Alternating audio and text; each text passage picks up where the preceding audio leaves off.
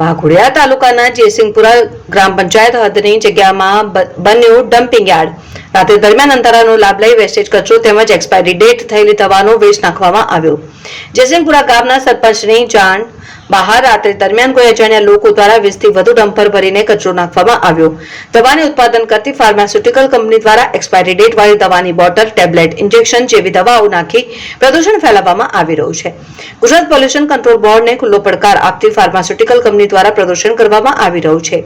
જયસિંહપુરા ગામના સ્મશાનમાં જવાના રોડ ઉપર પણ કચરાના ઢગ જોવા મળ્યા. લાગતા વળગતા તંત્ર દ્વારા કચરો કોના દ્વારા નાખવામાં આવે છે તે દિશામાં તપાસ હાથ ધરવામાં આવે તેમજ સરપંચ સહિત ગામ લોકોની માંગ છે કે તાત્કાલિક આ કચરો હટાવવામાં આવે તેમજ આ દવાનું ઉત્પાદન કરતી કંપનીઓ સામે કાયદેસરની કાર્યવાહી કરવા માંગ ઉઠી છે.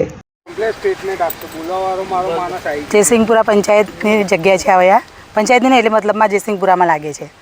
એટલે અહીંયા આગળ દવાનું ને બધું નાખી જાય છે. કચરો એ ખ્યાલ જ નહીં આવતું, અમને જાણ જ નહીં થતી. હવે વચ્ચે છે અહીંયા આગળ અમને કેવી રીતના ખ્યાલ આવે? હવે જે હોય તે તમારે આપણે બધાને મળીને જોઈએ, પકડાય એવું કરીશું. અત્યારે અમે આ જયસિંહપુરાની પંચાયતની જગ્યા સહારા પાસે અત્યારે ઊભા છે. અત્યારે આપણે અહીંયા જોઈ રહ્યા છે કે એકદમ ખરાબ કચરો અહીંયા લગભગ 15 થી 20 ડમ્ફરિયા અહીંયા કચરો નાખેલો છે. અને એમાંય કેમિકલની અહીંયા દવા છે, એ નુકસાન કરે એવી દવા છે. આ જગ્યા પર અમારા ગામના ઢોર ઢાકર પણ અહીંયા ચરવા માટે આવતા હોય છે. અને આ જે નુકસાન જે દેખાય છે આપણને, આ કચરો એ જો આ ભેંસો ખાય, ગાયો ખાય તો એની શું હાલત થાય આપણે જાણી શકીએ છીએ.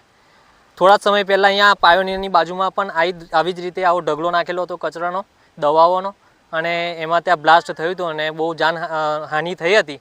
એટલે આ જે તંત્ર છે એ શું કરી રહ્યું છે ખબર નથી પડતી. અત્યારે અમે સરપંચને જાણ કરી તો સરપંચને પણ ખ્યાલ નથી કે આ એમની જાણ બહાર, એમને કોઈ જાણકારી પણ નથી કે આ રીતના કચરો અહીંયા નાખીશું, એમને પણ ખ્યાલ નથી.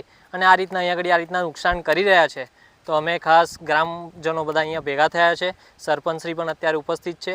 અમે આપને વિનંતી કરીએ છીએ, તંત્રને વિનંતી કરીએ છીએ કે આનો યોગ્ય નિકાલ થાય, કારણ કે આ ખરેખર બહુ નુકસાનકારક છે. એટલે તંત્ર આનો જે જગ્યાએ નિકાલ કરવાનો હોય ત્યાં વ્યવસ્થિત જગ્યાએ નિકાલ કરે, આ રીતના જ્યાં ત્યાં નાખે નહીં, એવી અમારી ગ્રામજનોની અપીલ છે. તો આમાં સહકાર આપે એ ખાસ આશા.